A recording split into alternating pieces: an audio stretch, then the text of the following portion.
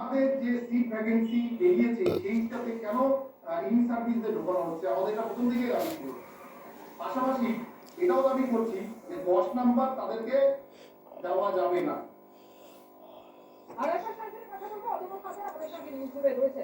অদম্য ইতিমধ্যে আমরা জানি যে এসএসসি সংক্রান্ত সমস্ত মামলা সুপ্রিম কোর্ট ইতিমধ্যে হাইকোর্টে ফেরত পাঠিয়ে দিয়েছে এবং এখন থেকে বিচারপতি অমৃতা সিনহার এজলাসে যার শুনানি এই যে দেখুন বন্ধুরা, আমরা এসেছি ক্লিনিক্যাল এস্টাবলিশমেন্ট অ্যাক্টটা দেখানোর জন্য।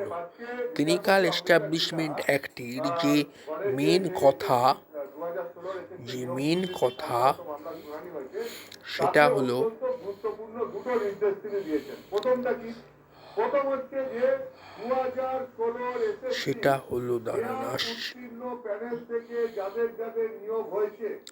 Service provider.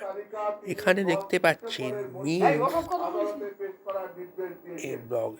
means a medical doctor, nurse, midwife, other paramedical professional, social worker or other appropriately trained and qualified person with specific skills relevant to particular healthcare services, including management of clinical establishment and any reference to service provider shall mean the same unless specifically stated otherwise.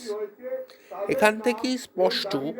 আর ডাক্তারবাবুরা যে doctor লেখেন, এই doctor কথাটা actually PhD হোল্ডারদের লেখার কথা, কিন্তু সেটাকে ভায়োলেট করে এনারা লেখেন। অনেক রকম গোড়ায় গলদ আছে। আর জিডিএমও, যে টার্মটা আপনাদের মনে রাখার কথা বলছি, জেনারেল ডিউটি মেডিকেল অফিসার, নন প্র্যাকটিসিং অ্যালায়েন্স নেন না বলে প্র্যাকটিস করতে পারেন। সমস্ত টার্ম আমাদের রাজ্যে ভায়োলেট হচ্ছে।